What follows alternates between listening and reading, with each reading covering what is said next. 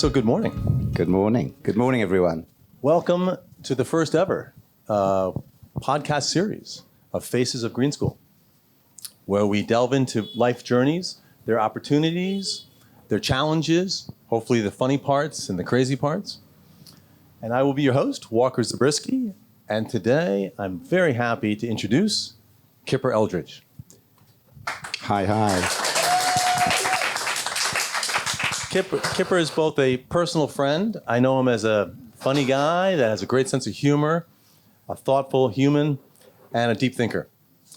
But he's also an award-winning Emmy and Grammy producer.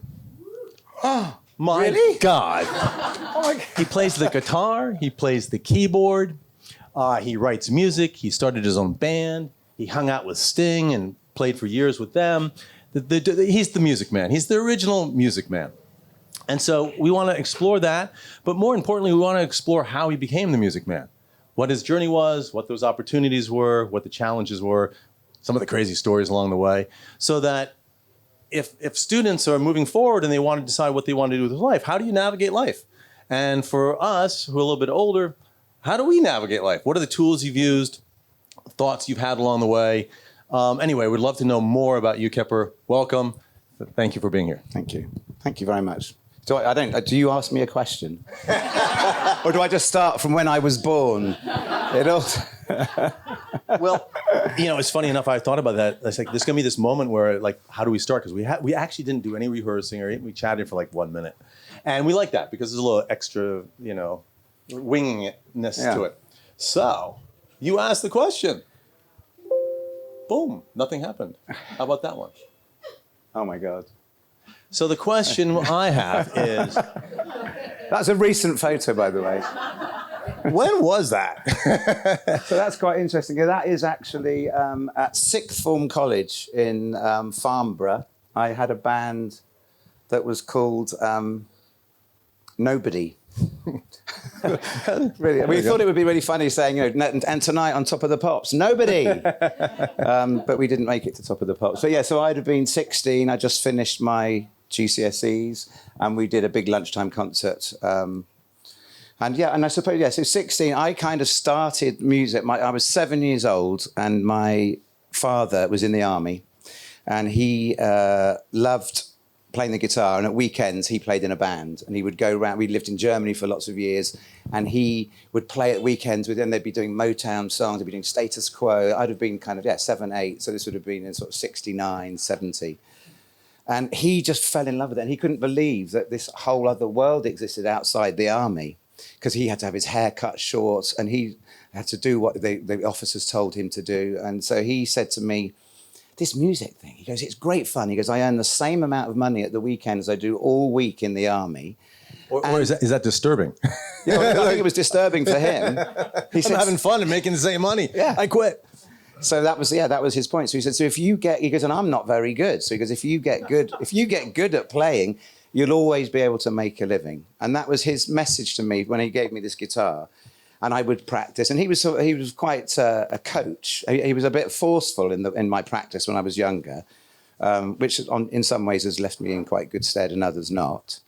But the thing that I guess he was a bit of an Anthony Robbins, as we can be with our kids sometimes. He just gave me this positive affirmation that you can earn a living from music if you practice and get good. And had you displayed a love of music already previous to this? Not before 7. So I got the guitar, and I think a lot of people, when you get your first instrument, my youngest 11 is playing the guitar. Iris is here. Hello, darling. She played the flute, and I think that initial spark normally can happen with the first grade, and so I could play "Sunshine of Your Love" was the thing my dad taught me by Jimi Hendrix. And it was like, so then it became a trick, and it was like, oh my God, isn't he good? You can go down, down, down, down, down, down, down. So I played that, and then I thought, well, I quite like this attention. So that was the beginning of it, because I like attention. And so, did he plant this? Did the comment about you could sort of always make a living doing this, was that like at the moment that you handed over the guitar? So he's just planting a seed out there. It could fail or not, or was that a little bit later? I think it was ongoing. I think so. I get the guitar, and he shows me, and then over the years, over the years, he would just sort of say, you can do this. And then when I was then going to careers officers at school or making choices, they'd say, what are you going to do? And I said, I'm going to be a musician. My dad says I can be a musician. My dad, it really was, and so that was my absolute belief and my absolute focus. But I think I remember you telling me once that there was a feeling somewhere from family or somebody that it's not an easy way to make a living, that it's kind of like an inappropriate path. Is that did that come from somebody? I don't know about inappropriate, but I think difficult or something. Yeah, the thing that I've said to other musicians, because I work with lots of young musicians and maybe slightly older musicians, but always seemingly younger than me now that I've reached 60. Even Samuel is younger than me. No, but the thing is that if you're committed to doing it and you're in it, I used to have a little slogan that the greater the challenge, the greater the... Oh God, this isn't going to be very good, is it? That's okay. But it was the belief that this is what I'm going to do. So I didn't have a second choice. Whereas a lot of my friends who were also, maybe even more gifted than me, would sort of go, this is a bit of, I haven't worked for 2 weeks. I haven't got my rent coming in. I'm going to go and work for British Telecom fixing someone's phone. And so they would go off into another world for those 2 weeks where I've got to go, well, I've got to try and get a gig, or I've got to try and write a song. Something's got to happen, because I didn't have a second option, thanks to my dad's Anthony Robbins visualization. So I guess my thing that I would say to people who want to do music or the arts, be sure that this is what you're going to do, and be totally committed and make it happen. Because the minute you take your eye off the ball and you sort of go, well, maybe I can be a lawyer as well and do my music. You'll be a hobbyist musician. And, I'm not saying that having a career is the thing to do, but be sure that that's the thing to do, because it's like climbing Mount Everest. It's a long climb. It's challenging. But it's also true, I think as people, maybe you feel grateful for this, that some people wake up and pretty early on figure out who they are and what they want to do. Whereas the rest of us are like, well, I could do this and I could do that. And then at some point, regardless, you need to choose something and try to focus on it and excel at it. Yeah. And do it well. Do you feel, you said you were sometimes over-mentored or under-mentored, or pushed a little too hard, or pushed a little not hard enough? What was, dig into that. Just well, I think as we'll probably all experience with our kids, we're always going to get things right, and we're also going to get things wrong. And so I'm eternally grateful for my parents' support and my dad being focused. But I guess it didn't give me much of a choice. So when I sort of think, well, I wonder what would have happened if he hadn't said, you can do this, son. Why don't you do it? Here's a guitar. I love it. So I became, the not such good bit is that I was a bit of his project. Interesting. And I remember sort of breaking away from and I love my dad, and I think I probably didn't really break away from his kind of orbit until I was about 30, 35. So it was sort of maybe a bit dysfunctional in that way. But or beautiful, depending on the dynamics, I guess. But I guess that I realised, I just remember, I'd had, maybe we'll talk about some of the other things, but running up, I did this big touring with Sting and made lots of records, and he was really proud. But you could tell for him it wasn't quite enough, because I wasn't Sting. And it was and I remember there's some colour supplement in some British newspaper, the colour supplement came out, and there was this great big centre spread, and I'm the keyboard player, so I'm sitting down at the side of the colour spread with Sting in the middle, because the article's about Sting. And my dad's like, well, what are you off at the side for? He goes, you should be a bit more central. This isn't a very good photograph. And I'm thinking... So it was a good way for me through him, I learnt to not be quite so attached. So he commissioned this photograph. Yes, that's right. That's right. Sting's over here somewhere. So moving into that part of your career and your passion, so you've got this great passion. Now you're in the midst of it. You've kind of excelled. You're hanging out with these incredible people. Any life lessons in there? I mean, is it fun to hang out with these amazing people? Are some of them nuts? Tell us about, not that many people get to hang out at that sort of level of music. Well, Well, the first thing before talking about the celebrity bit of it, the thing that I would say to people that want to do music and art, and I've had this conversation a lot with my friends recently, with us all being here, and we're all talking about our spiritual practices or meditation, and the thing with my friends, musician friends, is that we're all engaged without, and I never knew this when I was 20, but we're all engaged in a spiritual practice of sitting down every day, clearing our mind and playing some chords, playing some music, not knowing what's going to happen, living in the moment. You can't really sit down with a guitar and think, oh, I've got to pay the gas bill or I've got to sort out the tax on the car. You sit there and you listen. If you're in a room with someone, you listen to each other and we praise each other. And I've turned 60 and I had these amazing messages from friends all over the world. And my beautiful musician friends, they've got a real youthfulness. And I would say that we've got this in this community because we've all moved to Bali and we're all kind of practicing how to grow and how to awaken our consciousness. But there's something about my music community that we've kind of been doing it. And I'm not saying it like, oh, we're so great, but it really is I've got a friend that is an amazing guitar player, never really made any big money or had big success, but he teaches guitar in Southwold. And he's a guitar teacher, great musician, does some library music. And you meet him, he's like 62, and he's like he's 45, and still loves playing the guitar, plays me his library music albums. I love hearing it. And you sort of go, this is a really beautiful connection. And maybe that's, one of the great gifts about doing something for your life.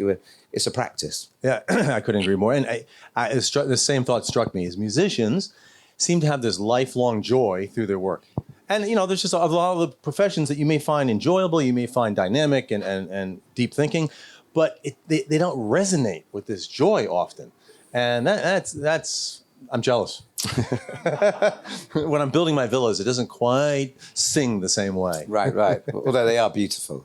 Yeah. But working, and I suppose taking that to the level of celebrity and working with artists, I mean, obviously you have to get over your own kind of ego of, are they better? Maybe your lack of ego, whether is someone better than me? And I think for me, working with someone, when I worked with lots of people up to the Sting thing, but Sting was the big kind of A-list. You're in a studio with a guy that's written the songs that I've grown up with. I saw Sting in 1977 with the Police headlining at Reading Rock Festival, and it was like they'd been beamed down from another planet. I just didn't understand how they could have written those songs on Regatta to Blanc. And then I'm in a room writing some songs, and he's going, "What do you think? What do you think about this idea?" And the realization again was, it's once you strip away him being here and everyone going, "Oh, it's Sting." He's just a guy with a bass going, "I've got to write some songs on a record, and I don't really have any ideas to and maybe even more challenging is that he knows that everyone's going to listen to it and judge it." So. It was quite interesting because I worked with him when he just turned 50 and I just turned 40. And I kind of had this freedom that he didn't have. Because I'm just going, I'm here, I might be here for 2 weeks, I might be here for a year, who knows? So I just did whatever I wanted and whatever I thought, and I was in a real free flow. And he probably fed off of that because he's thinking, I'm 50, does anyone care about what I'm saying? So the creative thing, it was, and it was a very small moment. It was maybe a year and then a tour. And then after that, we didn't quite have the same thing. He went back to being Sting, not wanting to kind of give so much power away because he then was sure about his next stage. So it was interesting. But he's a great guy. And I love all the artists that I've worked with. They're quirky, they're weird, they're flawed, but they're interesting. And so at the same time, do you find they're also just normal people? Right? They might be crazy. Apart from Gary Numan. Just saying. Just saying him. But I love Gary Numan, but he's not a normal person. But big wigs often are very normal people. At the same time, often they're incredibly talented. Do you find sometimes that the talent doesn't seem justified, is like a little unfair? Or do you feel like the world out there is a pretty fair pecking order? Like the great ones are great. And you just need to be comfortable with your place in that. How do you find comfort in your place in the world? Because this is a highly competitive business. Yeah, well, I think the comfort is in. I mean, I've got a good friend from England. We've written quite a lot of songs together. The comfort is that at the end of the day, for me, the process of making a record or writing a song, the best bit of it is on the day that you write the song. All the other bit is all kind of, razzmatazz, and it might be money, and it might be an award, and it might be people saying, "Oh, I love your song." But when you, at the end of a day, and you've got there's a guy from England that you might know called James Morrison. I don't know if an incredible singer, and I worked with him just before he had this huge success, and we wrote a couple of songs that are still some of my favourite songs. And he came and sang. We wrote together, and we had this other lady writing with us. And at the end of the day, he wrote this song. The song was never released. No one's heard it, but I know it's a bloody amazing song. He sounded amazing. We all know we had that day, and I think that for me, that is the great bit. And there's a phrase that someone used. I don't know who said it, but music is its own reward. And and of course, when you're lost in the showbiz world of going, "Oh God, thank you to God for giving me the Grammy, and I want to thank everyone." It's like, really, that's just a bit of icing on the cake. But all the real joy is earlier on in the process. You can find a career where that joy is the journey itself. I think you're lucky, right? Because I think a lot of people postpone the award to the end. It's like, if I can just suck it up and stay in here, I'll get someplace that is the reward.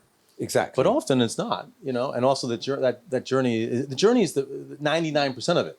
So if you're not enjoying the journey, it's a challenging route. And I think this is the problem with the television celebrity competitions like X Factor and these, where someone comes from being in their flat in Birmingham that goes on the television in front of 12 million people and has a hit record. And it's like, how do you, is that really what you want? You want to all of a sudden be walking around your hometown and either people are thinking, "Oh, he's too rich. No, he's not one of us now." Or, thinking that you're some god. And it's like, it's a horrible, for me, I think there's, this power, and we get it with TikTok now, where all of a sudden someone's got 200 million views on their TikTok. Is it a good idea? Is that a good idea for them as an individual?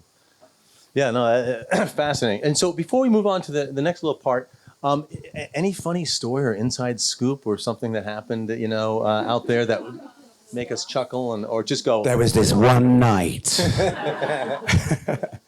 Well, I was thinking about that because you said about having a little funny story. One of my favourite stories, which is a kind of connected to Sting, but we were in New York making this record, Brand New Day, and it had been engineered. We'd been doing this song that is called Brand New Day, and I'd played this little kind of guide harmonica line on it.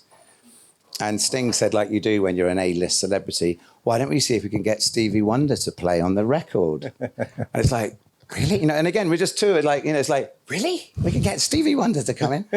So we're in New York. Stevie Wonder's been, he happens to be in New York, so he's coming to record at the Hit Factory in the centre of Manhattan. And so we're sitting there and we've sort of got everything ready. And even Sting was quite nervous about this moment, And then the time comes to 2:00. No Stevie Wonder. 2:30, he still hasn't arrived. 3:00, it's like, maybe he's not coming. We then get a phone call. Stevie's at this hotel. He's got a bit of a bad tummy at the moment. He's just on the loo. I mean, he's on the loo. So he finally arrives about 3.5, 4 hours late. And he comes into the studio, and it was like a god arriving. That was the power of celebrity. And he goes in. We sort of say hi. He goes into the booth, and he's got his harmonica. And Sting says, "Will you play him the harmonica line?" And you're thinking, and I'm on some little dodgy keyboard playing Stevie Wonder. And I'm thinking, this wasn't what I wanted. And then Stevie's there, and he's acting being Stevie Wonder. He's like, "Hey man, it's great, man, I love it, yeah." He goes, "Hey, play the track." So he's sort of there, and he's got his harmonica, and he starts playing, and it's absolutely awful. And he's playing, and he's like playing lots of really bum notes, and we're sitting there, and he's like looking at each other like, "Oh my God, well, what are we going to do?" And then Sting pushes himself away from the desk, and he went, "You're the producer." So we finished this awful take, and I swear, I'm not even exaggerating, there was nothing usable on this take. And you think, fucking hell. So the classic thing, if anyone wants to produce big fame, you sort of say, everything okay in your headphones, Stevie? Do you need anything else? Hint, hint. And he's like, no, it's okay, man. Just give me five. And he disappears out the side door with his assistant and then doesn't come back for another 15 minutes. And we're sitting there. This is like some nightmare day. And we send our assistant to go up to find him. And he comes and he says, he's in the loo, not with his tummy, but cleaning the mouth organ. Okay. His harmonica. So he's cleaning it. He's got like a nail brush and he's cleaning it. And he comes back down. And he went, hey guys, sorry about that, man, but B major's a pretty hard key. And he goes, I had to do a lot of sliding and it was a bit stuck. And then he goes, roll the tape. And then as you would do in a film, and of course he was bloody amazing and everything he played was amazing. And we breathed a sigh of relief and I didn't have to do any weird production on that. That's tremendous. I mean, yeah, that's just tremendous. It's fascinating, huh? Wow. Love it. So now that you're 60 and you're moving on, as I understand, and maybe a new take on your life. This is you recently, apparently. Playing your last notes. I don't know. Oh, this is the wrong photo. There we go. So Love Actually was a good movie, though. Yeah. So what do you do from here? I mean, Sting's in the past. I mean, I'm sure you are still doing exciting things, but you came to Green School, you moved to Bali, you've changed your life a bit, but you're still going back to London a lot and doing a lot of your former life. So how have you navigated that turn of events? A foot in both camps, looking for new purpose, new journey? Yeah, so I still have a passion and a drive to make music on a daily basis. I'm just building a new studio in Chamagi. And I'm working. I've just done a project with a guitar company from the Czech Republic, and we've worked with Samuel. We've got a company called Extrasensorial Productions, and we basically want to engage ourselves in making music, making opportunities for some local artists. There's a guy called Rico that you will all hear about very shortly, and we're making an album with him. And the idea for me is to stop going back to England and to not have a foot in both camps. Oh. And there obviously is a financial need to make money. And I don't need to make very much money here, but thank you so much. Am I sounding croaky? Thank you. It's one of those hints. And so, yeah, to engage with people that inspire me, musicians and artists, and to keep making music. And I mean, this guy, Rico, for instance, is somebody that we really want him to have the opportunity to be able to make a living and to make music. I mean, he does gigs and plays covers, which is how I started. I would play, I'd play for 4 or 5 years in my early 20s, just playing 7, 8 shows a week just to earn 50 quid a night. And that sort of is an apprenticeship, and he's doing that. But I would love for Rico to make his own music because he's extremely gifted. So to work with those people. So is that driven by the fact that you've done this for a long time and you've been there, done that? It's maybe a little stale, and that it's maybe time to give back, and you're just more excited about doing something different because you're obviously giving up. You're still at peak career. You still have all these amazing connections, and you're obviously stepping away from that a little bit. Well, I once went to, and this is quite a good thing for any kids that are watching, but I once went to a life coach when I had a down period of my career. And when I say down period of my career, just a slow year where I'd been on tour with this chap called Curtis Stigers, and we'd done this amazing European tour. And I thought, I've arrived here. Everyone's going to start calling. And I was playing guitar with him, and it was a whole American band. And then I didn't get any calls for like 3 or 4 months. It was like, and people thought you were on tour, so you're not doing studio work. And I thought, right, I better go try and work out, how I get to here and how I move forward.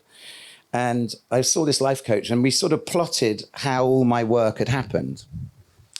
And none of it made sense. There was no sort of it was literally like, oh yeah, well, I kind of bumped into this friend of mine who had just given, like the Gary Numan one. I lost my record deal with my band, and I was very depressed about not being I wanted to be Daryl Hall, and I wasn't Daryl Hall. I no longer had a record deal. Bumped into a friend in a bar, and he says, I know you're not playing with your band now. I've got to go and do this gig with Tasmin Archer, who'd had this big -- hit. Do you fancy playing guitar with Gary Numan on a tour? And it literally like, yeah, okay. So I go on a tour with Gary Numan and produce 3 albums, have a great time, get introduced to some very illegal substances, shall we say, for the first time. For the first time. It was for the first time, yeah. And things roll in this way. And so I don't think I'm doing anything different than I've ever done before. I'm kind of following my nose, following opportunities.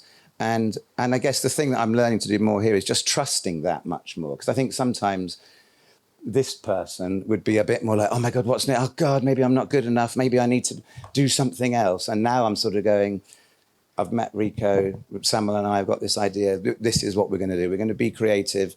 And obviously we have a dream that we've got our WhatsApp group is Rico to Madison Square Gardens or to Wembley. So we have a dream of something big for him, but what we're actually engaged in is a day-to-day music making and loving that. And that's what I want to continue for as long as possible. That's beautiful. And it segues into this idea that you and I have talked about what to do after, say, green school. Does one go on to university? Does one follow a passion? Does one get a job? There's many different avenues. So what is some good advice for high school graduates, anybody, that's remaking their careers, 25, 30, 50 years old, but in general, how to navigate that? Well, it's interesting because I do have a high school graduate living in our house, Noah, who's 18 and graduated in July.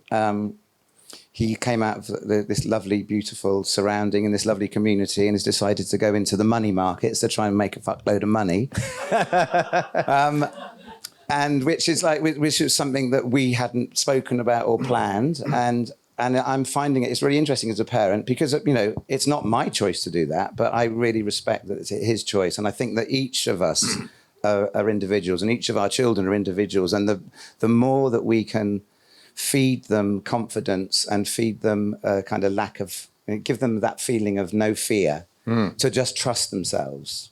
Because we're giving them these amazing experiences, but they can make up their own mind what they do with it. And some will be eco-warriors, let's hope. But some will go into trading NFTs and want to make $1 million by the time they're 20. And I think it's fine. And I think for me, having a son that is doing something that maybe doesn't line up with what my feelings are is really good because it's like I'm testing my own theory. Right. So it's like, well, of course, this is great. If this is what you want to do. And it opens doors and learnings for you that you would not otherwise have. Otherwise, it's sort of like a mini-me. Yeah. Which, they can be fun, but... Yeah. So to really promote that they find their place in the world, find their passion, their journey, where they fit. And to go, if you're going to go to university, know why you go. Don't just sort of, because I don't know, I'll be interested to know about kids that leave here and go to university. But in England, there is a culture of it's just the next thing to tick off. You've got 3 years and I'm going to do some economics or I'm going to do English lit. And it's just a plan to have 3 years of a good time. Now, there's some value in that as well. But just make sure that, for me, that you're lined up with that as a concept and go, no, I'm just having 3 years fun and mum and dad are going to pick up the bill. There's an angle for you. Okay, so I think we need to move towards the end, but we have one final question, which is, Kipper, if you were to disappear from the earth today, not something we want, but you were to go pop and you weren't to be remembered, but you were to leave us two pieces of advice that you'd like the world to know or to think about, or graduates to consider. So just what are those two things do you think? I didn't let you think about this. I could have given you a heads up on this. But there, what are two things that pop into mind, which is a little bit more better, that you think anybody should consider in their lives? I think the first thing that popped into my mind, as you said it, was don't take things too seriously. It's not that serious. It's a kind of it's a game here, and let's just really enjoy it. So I would say that, and I would and again, I suppose we change all the time, but I mean, not wanting to sound too hippie about it, but I just think kind of love and accept each other. I think that we really need to, in this time, when I feel it here so much more, but let's just accept all these different points of view of everybody in the world and really try and understand and not judge. I don't know if that's... There's a good reason why you and I are friends. I agree with both wholeheartedly. I mean, we take the world just too seriously. And we're here, we're on our journey. It's an experience. We should leave love and gratitude on the way. And that's kind of sums it up pretty Yeah, well. I agree, yeah. Well, Kipper, thank you. We're going to open it up to the audience just a little bit in case we have any questions out there. Emmy award-winning producer, life journeyer. Do we have any questions? Anybody would like to spring on Kipper? Chris. Thanks, Walker. Good job kicking this off. Yeah. You're perfect. And thanks, Kipper, for being here. So are you content? Right. And on kind of, Walker and I play this game, and Steve here, we play this game of, where are you 1 to 10 in life? Like 1, not so good. 10 is perfect.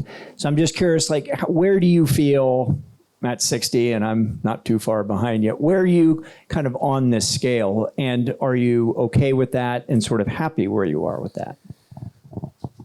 Yeah, that's a good question. I think, I'm not, I mean, it's easy to present as being like, hey, everything's really great. I'm so happy. I've got this great career. I still have the same kind of demons that come up yesterday I was absolutely hacked off. My gear wasn't working. I'm working on this production. I was rubbish. And so I still have probably the same feelings that I haven't arrived at any place where, oh yeah, namaste, everything's really great. I'm so happy with everything. So I'm still in that same turmoil, but I would say that this kind of bungee jump of coming to Bali, and hopefully we don't get sucked back. Haven't already. Yeah, that's right. But coming to here has meant that I do work less hours. I do reflect on that feeling. So I don't sit in some horrible grey mood for the week. I'll sort of come home last night and go, God, it's been a shitty day. And I can talk about it. And then I'm here feeling really great and happy. So I think that I maybe move through these cycles much quicker and with less seriousness, but I still have it. I still don't feel that, I don't have imposter syndrome, but I do have that feeling of like, is there any point to what I'm doing? And there probably isn't.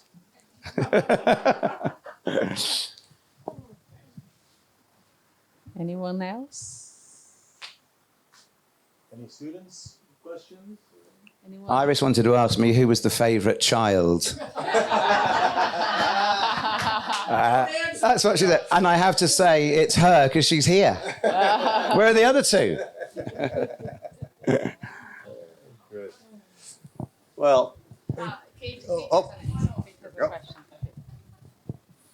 I'm not bisexual, Kate, if that's what you're going to ask. Okay, I'll give the mic back. That's me out. No, I think it's really interesting. My ears really tune in when people talk about the journey rather than the destination. And I think that for many of us in a similar age bracket, we've come to this realisation at some point. We haven't arrived anywhere, actually. Hopefully some milestones and some memories and some achievements along the way, but it kind of continues to roll on. And I feel like the younger generations have a much better handle on that than we ever did. And this idea that you somehow, graduation is a point in time and a marker, and then you set on a trajectory of your choosing, if you're privileged enough to have that. And I think what I learned and interested in your reflections from my own children is that they just don't think that way.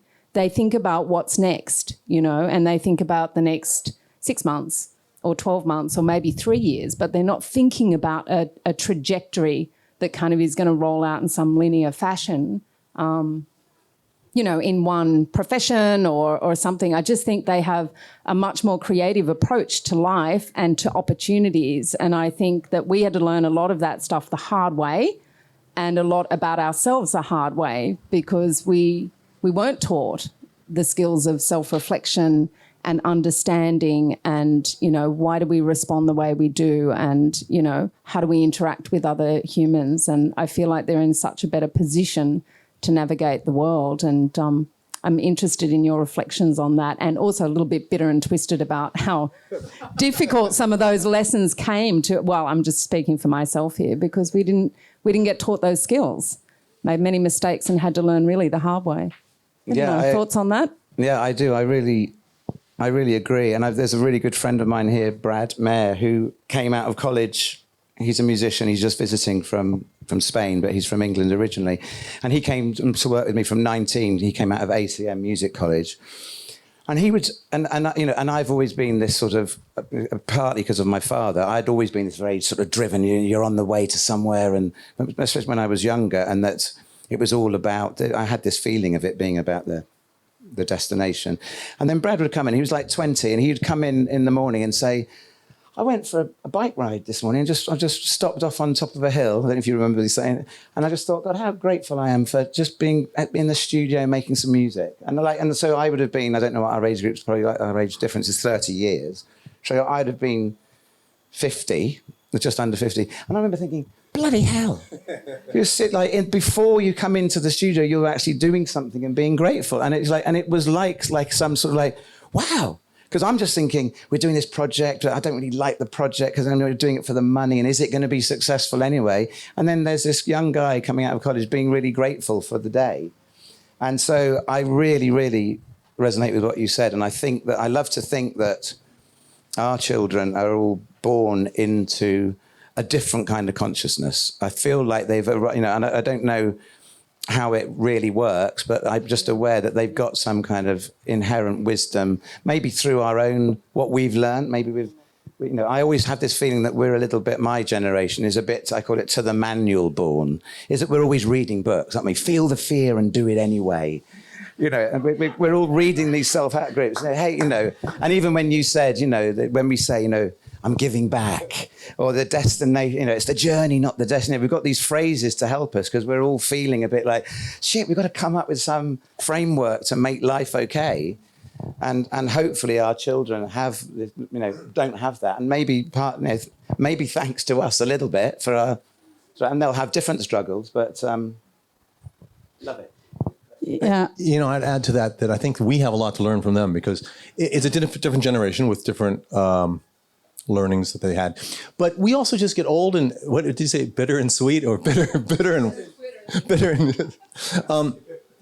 they just, they're not hung up with all these goals. Like as we get older, we want to accomplish this. We need this. We want this. And we get too boxed in by that. And youthful people, generally speaking, live more in the day.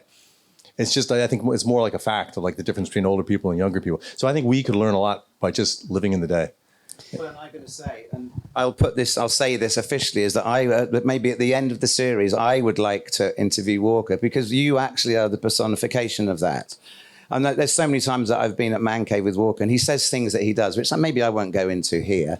But I just go, oh my God, you can really have that much kind of freedom and that kind of autonomy in your life whilst being a functioning father and husband and businessman.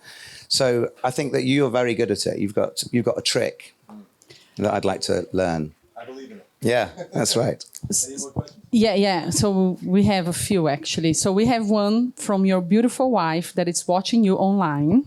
Can you get something from Pepito? It's actually not the bisexual comment.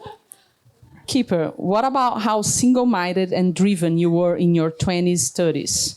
What are your thoughts on that looking back?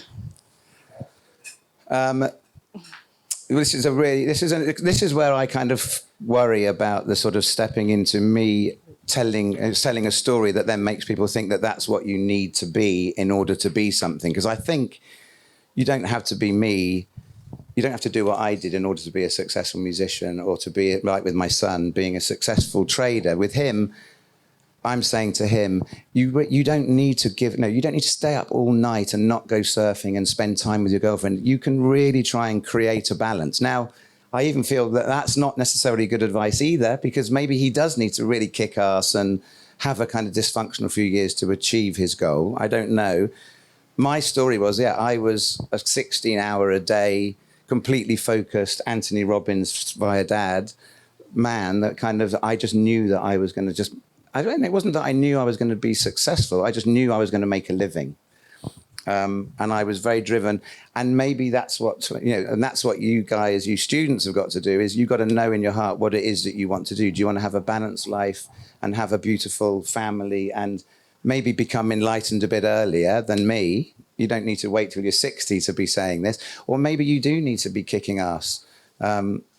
I mean, there's another producer that's in Indonesia called Steve Lillywhite, and he's quite punky. He's a bit more edgy than I am, but he said this really great thing. He goes, now that I think he's a bit older than me, but he said, I like the Eagles now. He goes, they've got great harmonies.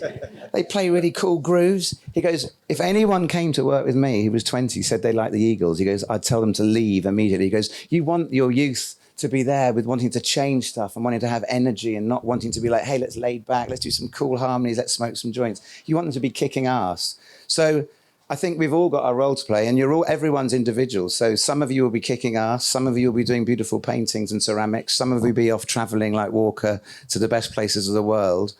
And I think you've just got to try and really listen to yourself and listen to your heart and really follow it. And it can be anything. It can be anything. There's no kind of rule to it, and maybe don't listen so much to us. Yeah, we have the two last questions here. Hey, Kipper. My dad was the exact opposite. He's like, don't do music. So now I wonder what would have happened if he'd said I should have done it. But interesting, after hearing sort of Leah talking, and I know you've been married a long time, does she get involved at all in your career or artistic process? And how important is it, her support and, I suppose, marrying well for your career? Yeah, definitely. Well, yeah, Leah's an amazing human being to be with because we have navigated a real relationship of autonomy. And again, none of it was really planned. Again, we were just kind of, somehow we've managed to give each other space to do what we do separately. Now, interestingly, Leah isn't particularly interested in, I shouldn't say she's not interested, but she's not particularly in love with listening to music. She doesn't come to the studio and I go, what do you think of this mix? What do you think of this song? Often she'll say something that she doesn't like the song. And I'm like, so you don't like it? She's like, well, you can't dance to it. You can't make love to it. What's the point of it? And I'm like, it's an emotional song. But her support and our relationship is that we both have space to do whatever we need to do, and we're there for each other. And I think that, and I love the fact that we're not in bed together in the kind of creative sense and in the music sense. I've got quite a few friends that are musicians, and that's quite difficult to sort of do a 24/7 in the same world. But there is a really good quick story about Leah. I know we're probably out of time, but showing her. I was doing this tour, a Gary Numan tour, and we were playing this last night at Hammersmith Odeon. We'd done 3 nights at Hammersmith Odeon. And Gary Numan did this unscripted speech to the crowd. And the Gary Numan got these kind of Numanoids, they're called, and they're all like an army of fans that are dedicated. They're going to watch everything. And he did this speech about, I've been doing this for a long time, and people keep asking me if I'm going to retire. And you know what I say to them? I'm not going to retire. I've booked my next tour, and I do this for you because I love you. And then we kind of go into Our Friends Electric, and the whole place goes. And it was like the most amazing bit of the Gary Numan experience. It was. So afterwards, we were backstage. I said, God, Leah, what do you think about Gary doing the speech? And she's like, speech? I said, the thing when the whole Hammersmith Odeon just erupted. She goes, I've got something to tell you. She goes, I was with Phil, and he said, God, it's not great, this gig, is it? Why don't we? He goes, I've got to do a bit of shopping. So we went out halfway through the gig to Tesco's Express. And there was Phil with his Tesco's Express bag backstage at Hammersmith Odeon, and that sort of, but it's bloody funny that she wasn't there. So, if you're still watching, I'm very grateful. Yes, I have a question. I would like to go back to what you were saying earlier about your drive and your motivation. You were like really going for it and there was no other option. But I heard you also talking about your relationship with your dad and how your dad was really like planted this seed in you. There is no other option. And you also mentioned that actually it was a little bit of his own kind of story that it planted in you. And so can you speak on that? What part of your motivation came from him pushing and believing in him, and to what extent it was motivating him or also pushing you? And because reflecting on also the kids here and the students at Green School, it's a lot of, you have a lot of opportunities and, as you say, follow your heart, but, it's okay to change, it's okay to fail. So where is the fine line between all that? Yeah, I mean, I think it all came from him. I think I sort of was, up until my early 30s, I was a product of my dad. And then I rebelled greatly and we didn't ever really quite connect in the same way because it had been so intense. And I suppose, I mean, I'm conflicted on it because so with my kids, I'm not very pushy. And Noah will sometimes say to me, why didn't you get me to do drums more? Or why didn't you, like Art plays the guitar? I don't sit there every night going, because I'm doing the opposite of my dad. But I also feel that, and I don't know what I even think about excellence, but I don't think you become, and I've read the book of Andre Agassi, having a tennis racket strapped to his hand at 3 to hit more balls than anyone else, and him sitting at the Wimbledon final going, I'm miserable, I'm about to win the big competition, I've got a narcotics problem. So, but you may, and I suppose our children, can you become a top surfer, a top something without someone pushing you from behind? And I don't, and maybe driving. And do you want to do that? I mean, we've got some friends of our young one, Art, and they're completely super motivated parents, and he's the best surfer. And you sort of go, they're all committing to a singular life of excellence. And I guess it's still down to the choice of everybody. And there's not a magic answer to it, I don't think. I think because maybe we just all reverse engineer our parents. We sort of do the gaps that our parents didn't do, and we fill those gaps, and then they can be crossed that we didn't push them more. What would you have done? Well, the only thing I did, which is a kind of really soft power rebellion, was when I was 45, I did a part-time degree in psychotherapy. And my dad hated it.